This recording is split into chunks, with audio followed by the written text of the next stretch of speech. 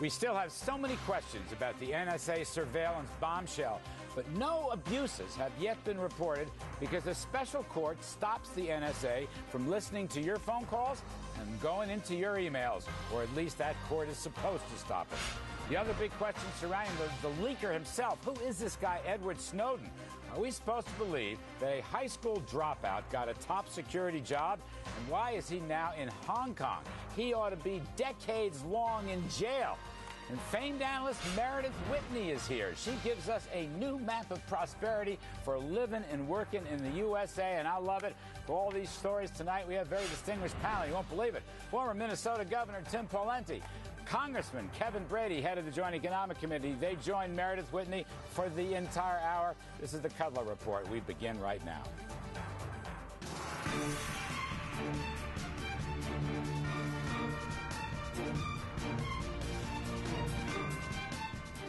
First up tonight, until last week, it was a secret weapon in the war on terror, the massive gathering of phone and internet data from millions of Americans. Now, tonight, there are legal challenges mounting against this practice. NBC's Pete Williams joins us now with the details. Good evening, Pete.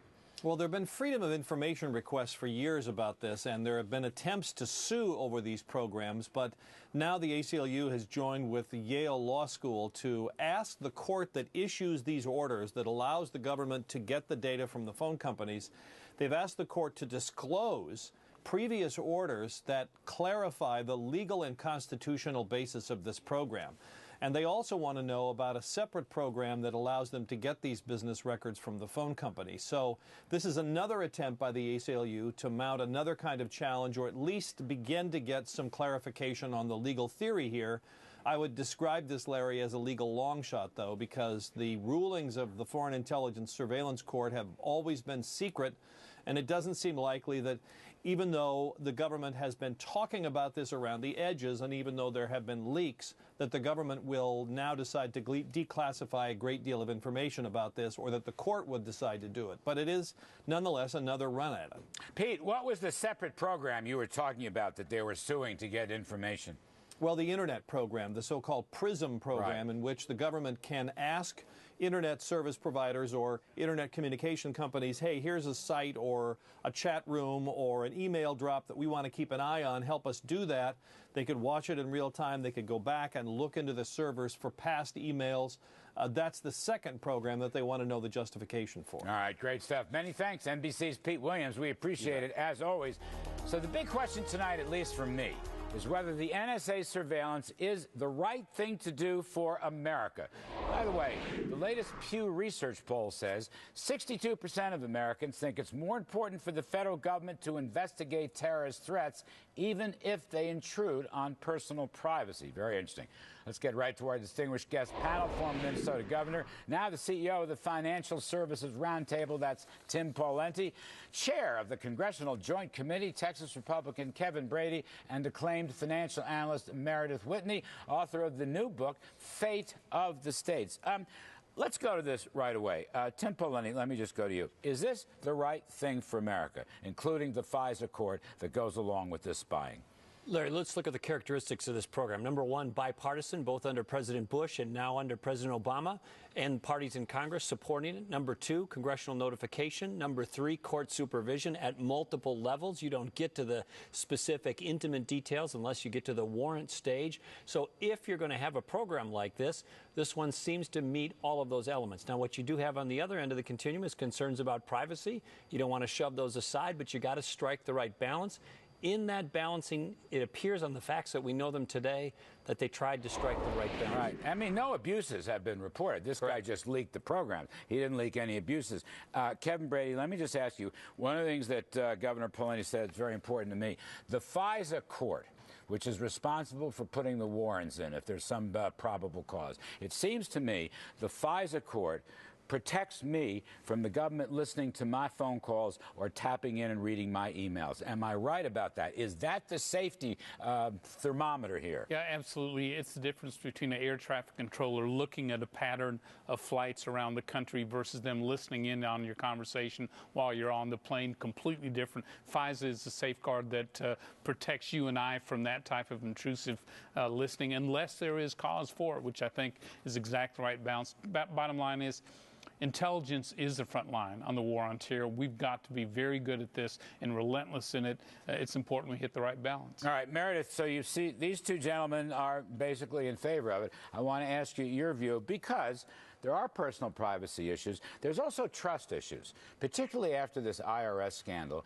People leak in the federal government in very senior positions. I'm not going to put political blame. I'm just going to say we've learned there's a lot of leaking. What do you think about this? I think it all sounds great on paper when you think about national security being at the front line, but when it happens to you, it's a different story. And so we don't know where the boundaries are. It's been a pretty covert a plan, at least beyond the understanding of most Americans. And I think it's one more thing. Right? Look, D.C. looks really messy right now, and I think it adds one more thing to the issue of who's in charge and where the governor's here. No pun intended. Do you think this has a stock market impact?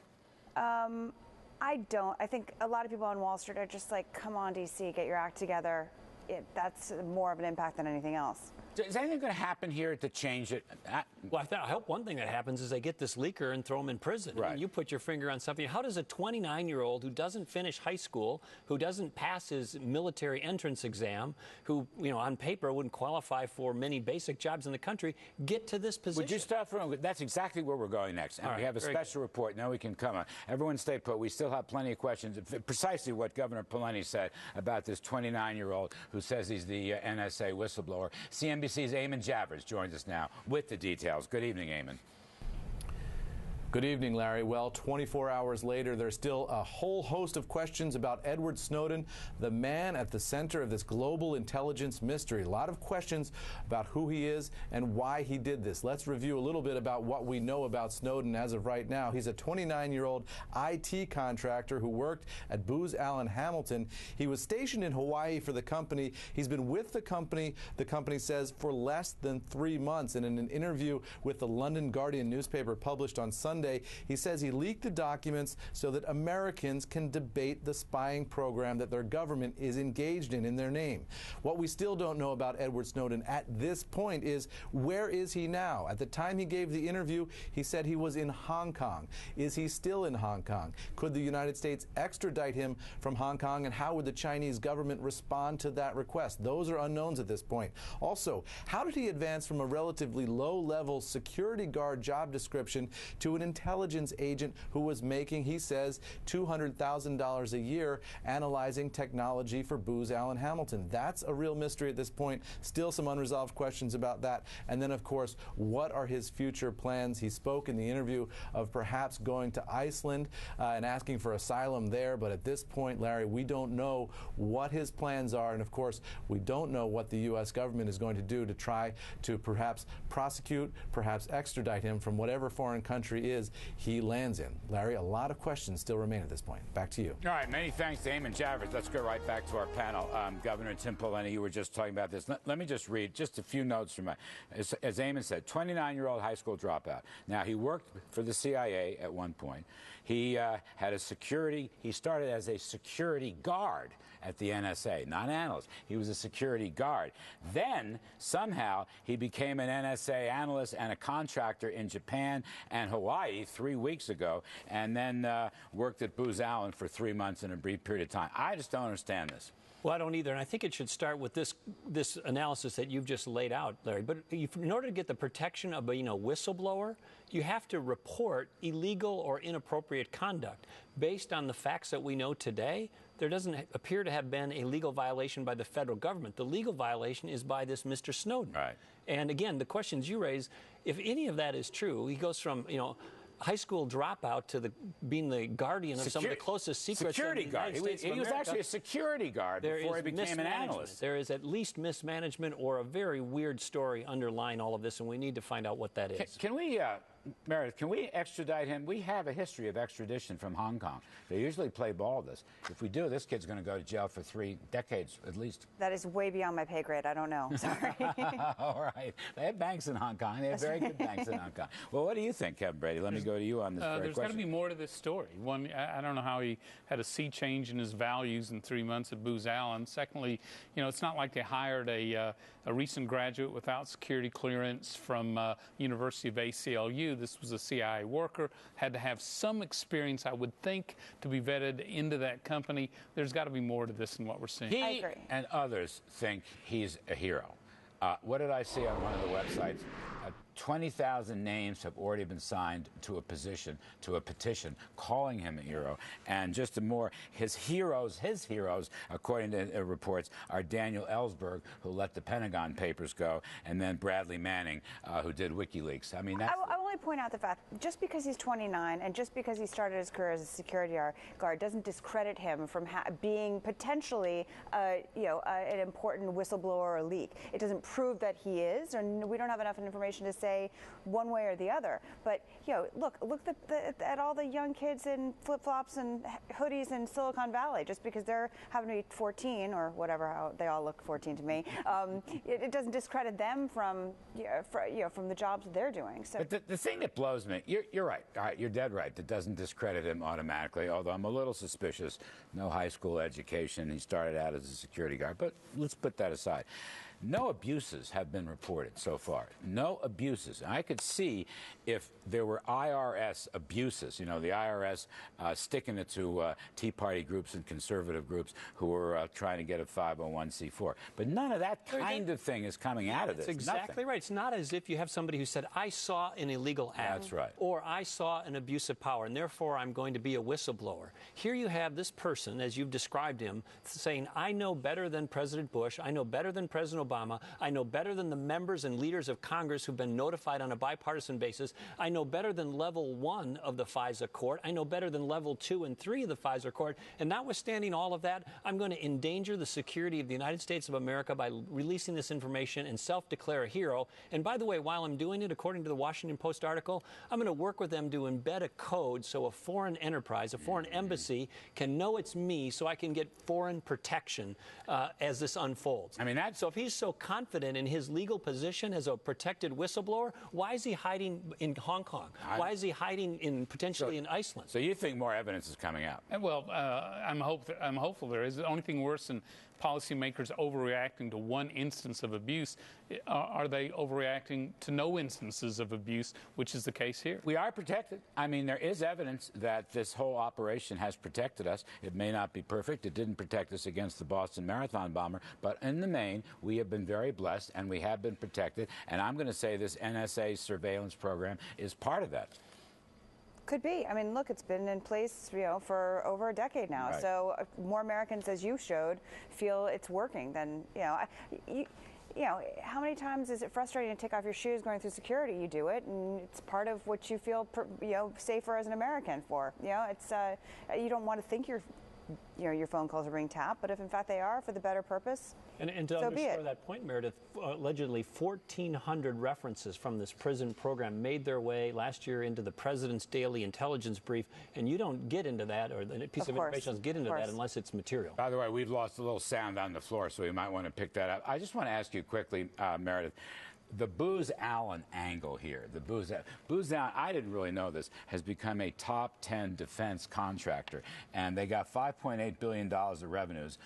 Most of it comes from the defense industry. $1.3 billion comes from intelligence alone. Now, that's a staggering thing. That's a hell of a business. Can that last? I don't think that it's, you got to think that's pressured, but look at a lot of the war on terror has been outsourced effectively. I mean, this is sort of the state of affairs that the U.S. government is in, and the Defense Department is in. It's pretty. This is a new high-tech contractor. Yeah. It's not your father's or grandfather's defense contractor. It's high-techy stuff that's becoming defense contractor. I think it's everything, right? You'll take contracts wherever it can be, and the government is the biggest, has got the deepest pockets these days, right? All right, we're going to leave it there. I just hope this kid goes to jail for at least 3 decades being a traitor. By the way, let's just move on. Which states, this is a great story, which states are ripe for more economic growth and which ones are facing what could be economic disaster? That's what Meredith Whitney's new book is all about. We're going to ask her for some valuable forecasting so far. I love what she's saying, love the results, love the analysis. We're going to talk taxes and fracking, and you won't believe it. Later on the show, are we making the same mistakes on housing and mortgage markets that helped cause the financial collapse in the first place? You won't believe who's getting government-backed loans these days, actually government-insured loans. Meredith and the rest of our distinguished panel will come back and talk about that. Don't forget, folks, free market capitalism, it is still the best path to prosperity, and this kid's best path should be right to jail. I'm Larry Kudlow. We'll be right back.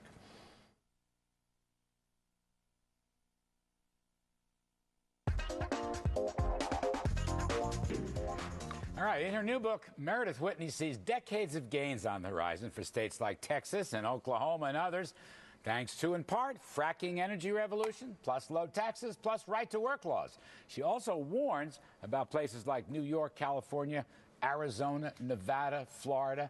I'm going to put in Illinois. I haven't had a chance to read the book yet. You can put in Illinois and New Jersey as well. Illinois, because you're worried about the pension fund. We continue now with Meredith Whitney, author of Fate of the States. That's the name of the book. We also have the other distinguished members of our panel, former Minnesota Governor Tim Pawlenty, who is on the good list, Texas Congressman Kevin Brady, whose state is on the good list.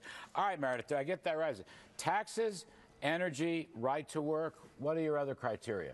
Oh, I think it's managing your fiscal situation so that current, ideally you want current revenues covering current expenses. And I think it's an embrace of public-private partnerships. There's so many things that go into this. And at the root of all of this is, what does it mean to be a taxpayer? Are you getting more for your tax-paying dollars, or are you getting significantly less? And in the states that are doing very well, because of all the things that you mentioned, great tax policies, a very fortunate benefit from exposure to the natural gas and oil revolution in this country that's been so powerful. Right to work certainly has been a big benefit for so many states. Attractive taxes, right? Because anybody can move from one state to the other. That all makes certain states more attractive than others. So rich people and businesses move. Businesses are moving now. Rich people will follow and say, look, I love Connecticut, but I'll tell you I'm getting a better deal in Florida, as Eddie Lampert said. And you've got this, you define central corridor. A central corridor, is that, was it run down the middle of the country, and then where does it go? Midwest, Mountain West, North and South Dakota, Colorado, Utah, Wisconsin, Texas, Indiana, Ohio.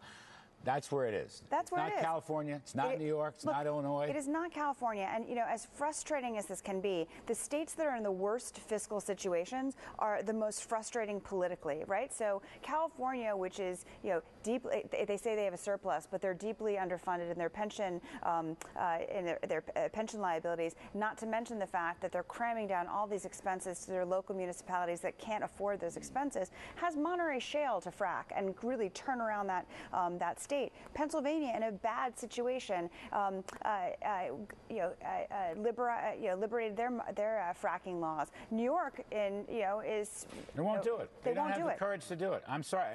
This is me, not you. Governor Cuomo does not have the courage to take on the young Kennedy, Joe Kennedy Jr., and his environmental. And upstate New York is suffering. They've been suffering for decades and decades and decades. What is so tragic about all of this stuff is rich people can move. People in need cannot move. Right. You look at Hurricane Katrina, why people didn't vacate the city. They didn't have cars. They didn't have money to vacate the city. And so you see littered across the country, basically ghost towns that are inhabited by primarily poor people, in poverty, and then very rich communities. So the country divides further and further along have and have not lines, and it's immoral. Did Tim Pawlenty's Minnesota make the good list? Yeah, I think Minnesota's done some really great things, and I think under his leadership, you were tough. You were really tough. You drew a tight line, and you stood by it. And I think the state has a lot to benefit from it. Of all the politically unpopular moves that you made, the current governor benefits from it. Right? You took real courage with your positions, and it's not usually attractive because What's your response? I got to get his response. He's smiling. Thank you. He's beginning to smile. I like that. This is very good. Go ahead. What's your response? I think I really am a fan of her work and Meredith's work over the years. And I think this new book will be a great read, The Fate of the States. But I also want to say we have commodities there, of course, and the egg land and the ability to produce commodities, and the food and food processing industry is one piece of the puzzle. But I'll also say in Minnesota, it may be a little bit of an exception in the sense that it's more like Massachusetts politically, and we had to bend it. We had to change the culture. When you're trying to change political culture, as I recall. And that was huge. We set a record for vetoes in a single session. Just what we need right now in Washington, but that's a separate subject. Anyhow, but Minnesota is a blue state, and we tried to bend it back to center right. It wasn't easy, but we made some progress. And with Kevin Brady's Texas now, this is interesting. He's on the good list. His governor's out there, really in there. He is out there. He is out there. The faces of the other guy. Governor Perry apparently has agreed to come and co-host with me for an hour. I can't wait for that. But Texas, talk to me about Texas, and I want Meredith to react. Well, to Meredith's point, I think the states with the lower taxes, balanced regulation, right to work, flexible workforce have an automatic advantage. But I think it's the states that's drawing in the innovation that are really starting to create the jobs as well. That's the key to energy development. These amazing technology improvements that are occurring at every point in the energy sector and space, which is why states like New York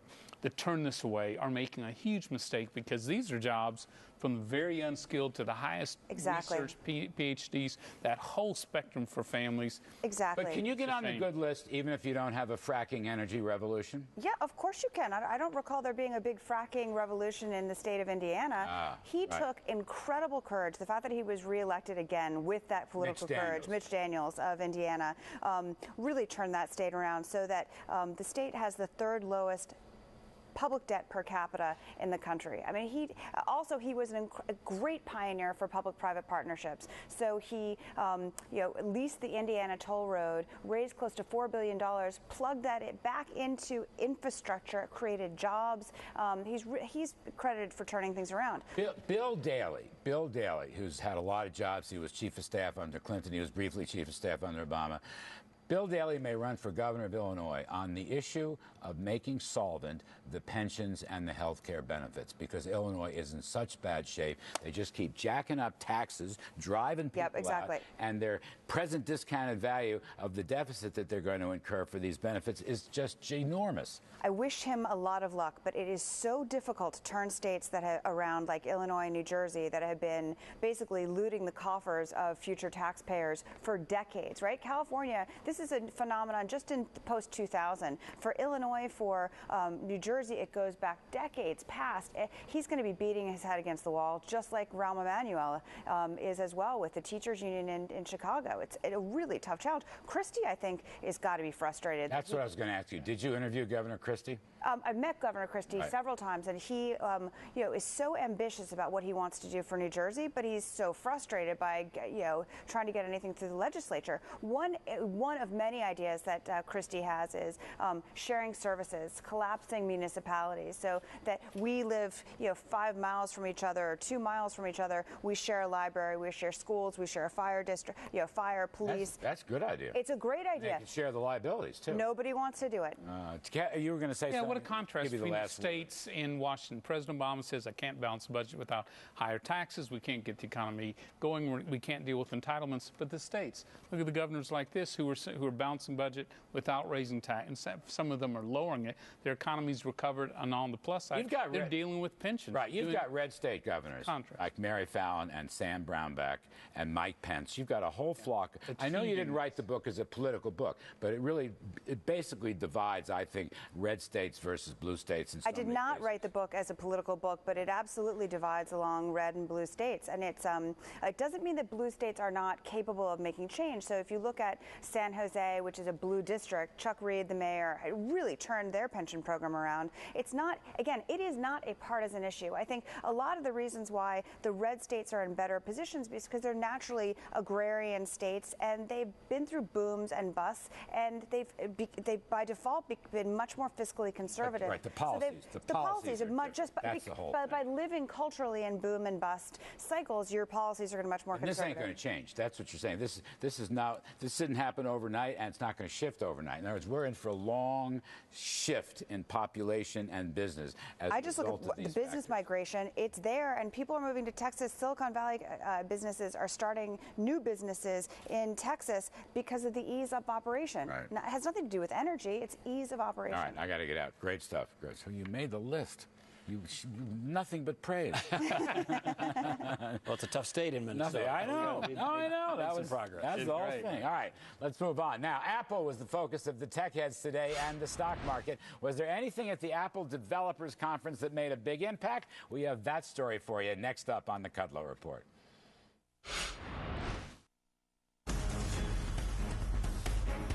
All right, Apple held its Worldwide Developers Conference today. Let's go over to Bertha Coombs for a look at what Apple showed off. Good evening, Bertha. Good evening, Larry. Apple CEO Tim Cook and Co. unveiling new products with a focus on getting better battery life for devices. Cook showed off a new sleek Mac Pro desktop with double the CPU power of the prior model and amped up graphics performance. Meantime, the battery on the new MacBook Air laptop will reportedly run all day without a charge. And the new iOS 7 is also designed with power saving in mind, with a new graphic look and, as expected, an ad-supported streaming radio service built into the new iTunes. The market yawned at the news, but Apple's marketing chief took a dig at detractors. Can't innovate anymore, my ass.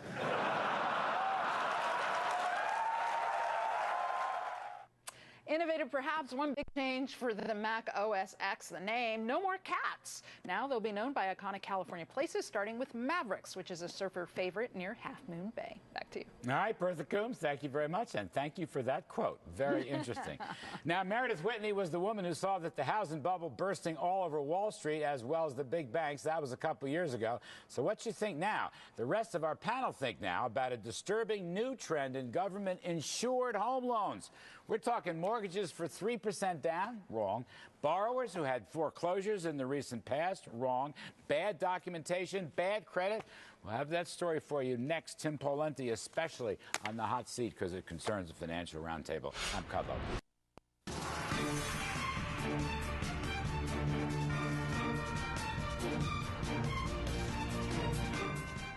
All right, first up, the Federal Housing Administration has learned nothing. That's my personal view. It's lending to low-income home buyers with weak credit scores. They have a lot of recent foreclosures and only 3% down payments. I want a 20% down payment. And by some estimates, the FHA may be $115 billion in the hole right now in terms of their contingent liabilities. All right, think of that, $115 billion. I'm back with my distinguished panel tonight, former Minnesota governor, now CEO of the Financial Services Roundtable, Tim Pawlenty, chair of the Congressional Joint Economic Committee, that being Texas Republican Kevin Brady, and acclaimed financial analyst Meredith Whitney, author of the new book, Fate of the States. Tim Pawlenty, I want to go to you first because you're going to be involved in these bank and financial issues. The Federal Housing Authority, the FHA, is doing things that nobody else is doing right now in the federal government, and they are doomed to get in trouble. What's your take on this, and can you do anything about it from your perch? Let me start by just saying there should be no excuse for poorly underwritten loans and mortgages. So whether it's the FHA or somebody else, if you're doing things with poor underwriting, that shouldn't be tolerated. This underscores the need for measured and appropriate FHA reform. We should acknowledge the important historical role the FHA has played for first-time home buyers and for others who haven't been able to reach the housing market in the past. But we need to have the FHA on a sustainable, responsible path. And that's why we're going to look at things like increasing the minimum requirement for down payments, probably bringing down the maximum loan amount and get it on a sustainable path. My wife and I have never bought a property, whether it's a condo, apartment, or home, without putting 20% down. Never, never, never. I've tried, and I have good credit scores. Meredith, I want to go to you on this because, look, I'm an optimist on housing. I like the numbers I see on sales. I like the numbers I see on prices. There's some good things going on. But this FHA thing, this is another government mistake. Well, the biggest government mistake with respect to housing, I think, is the fact that there is not a clear housing policy out of Washington. So we all know there was a very clear housing policy under Clinton and Frank Raines. Get home ownership up. But we don't know where the government wants home ownership to go. We just want to, and I would say the FHA is taking a classic page out of the playbook of the past two administrations, which is kick the can. That's right. Let's not deal with structural solutions. Let's just kick the can. It's so dangerous because because you move one liability, one risk just down the deck to another area, and the taxpayer is always on the line for this. So it's absolutely maddening.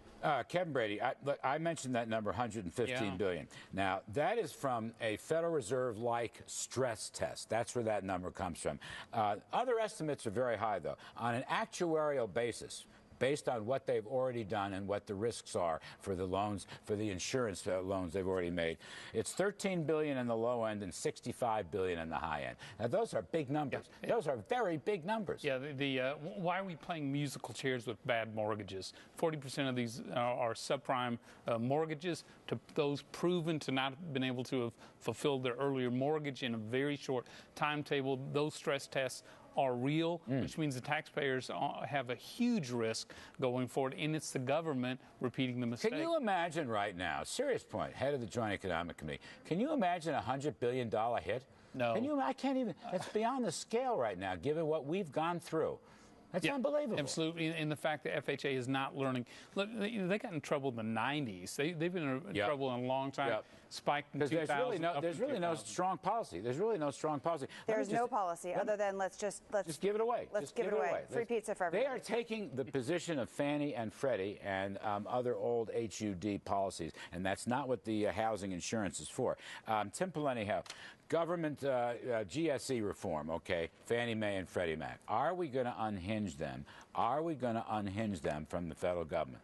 We should. Now, these are massive enterprises, and so it needs to be done wisely, and this is a situation where you want to measure twice and cut once, but clearly they are insolvent. We need to move them from what they have been, GSEs, government-sponsored entities, to something that's closer to and connected to private markets and private enterprise. And there's a series of proposals, some in the House, some in the Senate, but our hope is that we'll see GSE reform sometime in the next year or two. What I gather, though, and I'm not really liking this, Kevin, I'll go to you on this, there's going to be a government reinsurance fund that will backstop all the Fannie and Freddie paper. Now, that may work. I don't know what the details are, but color me skeptical that you'll get private capital, the old private mortgage insurers, coming back into that market as long as the government is the ultimate backstop. I just don't see it. No, exactly right. Implied or implicit guarantee gives the government the advantage in the marketplace. That's where we were. Isn't going to come in. It was an implied guarantee in the first place. They're just calling it reinsurance. Big deal. What's changed here, Meredith?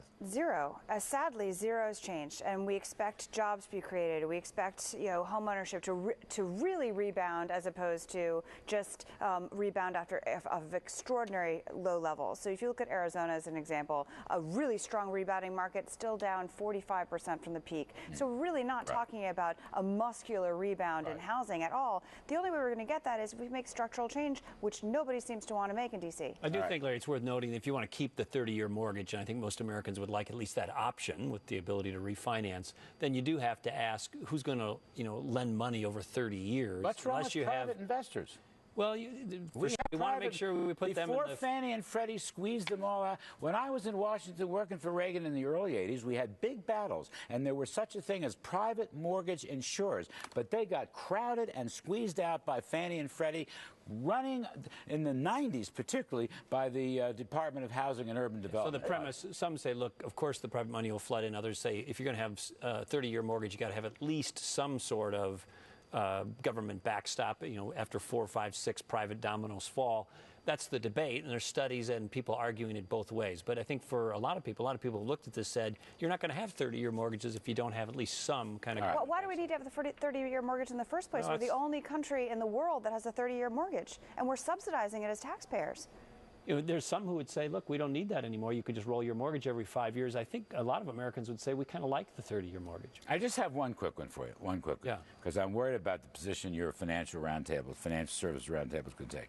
Dodd-Frank, you believe two things. Number one, it's going to work, and number two, it's not too big to fail. I just want to remind our viewers and everybody here, including you, that Dodd-Frank bill has 848 pages and 243 rules and still counting. And I believe Sorry that is stifling credit creation. Well, why are you backing Dodd-Frank?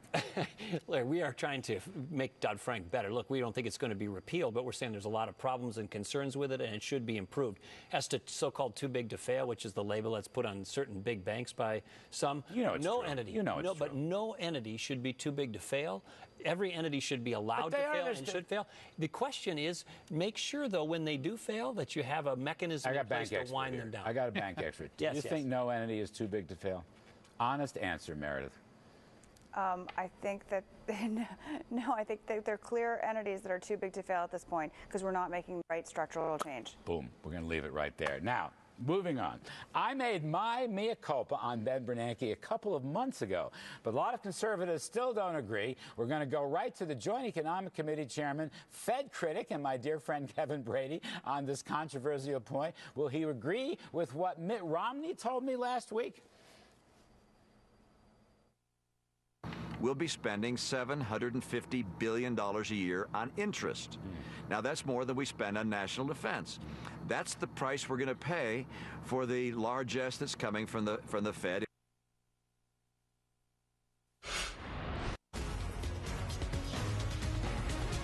Taper talk is on the tip of everyone's tongue these days. So in a CNBC Fed flash poll, we asked top economists, strategists, money managers, when should the Fed begin tapering, as in tightening? Well, before Friday's job report, they said the Fed should begin tapering in November.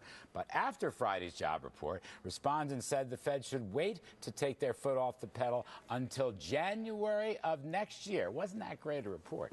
My own view, briefly, given the anemic recovery in jobs and elsewhere, the slow growth of the money supply, the Fed should not taper until well into next year. We do not want a double-dip recession here the way Europe has one over there because their central bank is way too tight. And I'm going to give a hat tip to my pal Jim Pethokoukis, who wrote a very good column about this. All right, back with our panel, Tim Polanyi, Congressman Kevin Brady, Meredith Whitney. Now, Congressman Kevin Brady, look, I don't like the idea of the Fed trying to manipulate interest rates and flood their balance sheet. But I will say this. We need to grow the money supply faster. We need to grow nominal GDP faster. Europe hasn't done it. They've actually sinking their money supply, and they're double dipping. They've had 6 negative quarters in Europe. I don't want to risk that with the Fed. Well, and that's not uncommon feeling these days. My concern is how healthy can this economy be if in the last 2 weeks we've had the markets roil globally for 2 days based on just a few muddled words by Chairman Bernanke, and then the market actually rallies because the jobs report isn't good. That's not the sign of a fundamental recovery in America. And I still think getting that business capital off the sideline invested is the key. The Fed is not addressing that. Liquidity, well, we need tax reform. We need regulatory I just don't think that's the problem. I agree. The Fed can produce money, but they can't produce jobs. I basically agree with that. But I will say this. As inefficient as the Fed policy has been and the way it distorts risk because they've manipulated the interest rate, it's the only game in town right now. It's the only accommodative, stimulative game in town, and I don't want to go the route of Europe. Europe has a 6 straight negative quarters in Europe. You know one reason why? The European Central Bank, the money supply is falling. The growth rate is falling. The interest rate is too high. And I think it's the only game in town, or perceived that way, because the Fed has to do something for the economy. Yeah. As a result, the White House and Congress does not have to step as clumsy as it may be, and actually remove the roadblocks from regulation, health care, terrible tax code. I want the money supply. I think the M2 money supply should be growing at 8 or 10% right now at velocity falling. What is your membership saying about this Fed controversy? Well, our members like stability and they like predictability, because if you're going to deploy capital and make large investments and large bets in a private economy, you want some predictability and stability. So I think you have some people who are concerned about an oversupply of money potentially triggering inflation in the intermediate term, but in the near term, they like predictability and steadiness. I was an inflation hawk. This is true confessions. I was 2 years ago, had Kevin Brady on this show and on the radio show all the time. The fact is inflation's gone down, not up. The fact is the money they're creating is not really circulating through the economy. So I apologize to Bernanke on the air and in a couple of columns. It may be clumsy, but I think he's doing the only thing he can do, which is to keep the money flowing. And Meredith, I'm worried if he starts cutting back, it's going to come too early. See, I wish you hadn't turned your stripes on that one, because I think there is very real inflation for Americans. The cost of medical prescriptions is through the roof. The cost of food, the cost of meat, the cost of so many household items is through the roof. The PCE deflator is 1% year on year. Gold is falling. The dollar is rising. Because there's no wage creation. There's no wage inflation. All right. And there's certainly no home price inflation. But commodities haven't done anything. Commodities haven't tanked, right? So no, they're still off relatively of stable. They're stable off of inflated levels. I'm putting everything on the table. I'm saying with food, with energy. I mean, by the way, my radio audience agrees with you. They think there's a big inflation coming. That was what I said. I was wrong. The data show I was dead wrong. Can I finish? Can I finish for a second? Yes, please. I don't think that the Texas economy is dependent upon cheap money to do well. And in fact, since the credit crisis, the Texas economy has grown 50% faster than the national average. Because they got better fiscal policies. Well, because we're no longer a financial services based economy. We're moving into an energy and manufacturing based economy. Especially in New York State. That's one of the big problems in New York City. Exactly. Yeah. So let's just let that transition happen and not hold on to cheap fixes, which are just entirely related to cheap money. It's not going to fix any problems. It's not going to create jobs. It's wishful thinking, and it makes us fat and lazy as Americans. All right. You're the chairman of the JC. You've done some great path-breaking work on rejiggering the Fed's targeting process and analysis. Okay, and we welcome that. If you could wave a magic wand, Congressman Kevin Brady, what would you have the Fed do? Let's say at the meeting coming up next week. I'd give clear communications to the market how they're going to taper off, what they're going to do after that as far as how they're going to deal with securities they have in place. And I'd have Chairman Bernanke turn squarely to the White House and Congress, say it's time for you to remove the roadblocks from the economy. Stock market's doing great, but Main Street, Joe Sixpack is doing terrible in this recovery because some of the Fed's policies. Not in Texas, not in a lot of parts of the country. But my point is, what's ailing the economy, the Fed can't cure. If we had a Texas model running the economy, then I would say to the Fed, stop easing. Because I totally agree with you on that point. But unfortunately, it is not a Texas model. I don't know what is. It's a social democratic model from Western Europe. Anyway, let us move on. How serious is the cyber hacking threat right now? That's a new specialty for our guest, Tim Pawlenty, and he will give us an update on what we're facing and where we're going. I'm Kudlow. Please stay with us.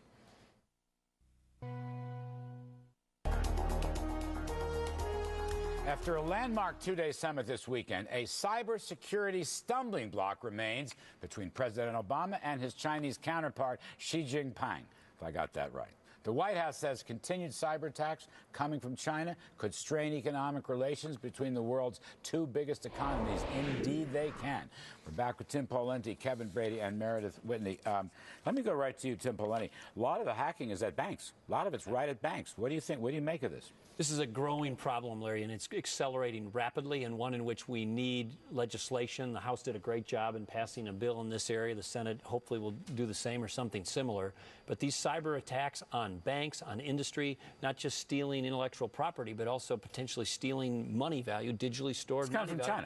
It's coming from China. It's coming from China. It's coming from more than China government. It's coming from the China Red Army. It's coming from China and other places. Where are other places? Well, if just based on public accounts, you might think to the Middle East. You might think of the Ukraine. You might think of some college kids in Colorado. What do you think about this? I know we were hacked several years ago, and we're a small firm by Eastern European country, and it's coming from everywhere. And of course, it's like Willie Sutton said, "Why do you rob banks? Because that's where the money is." Right. This is banks are going to be target number one, and I know it's something they're incredibly concerned over. The U.S. government is obviously incredibly concerned over it too. It's a massive threat.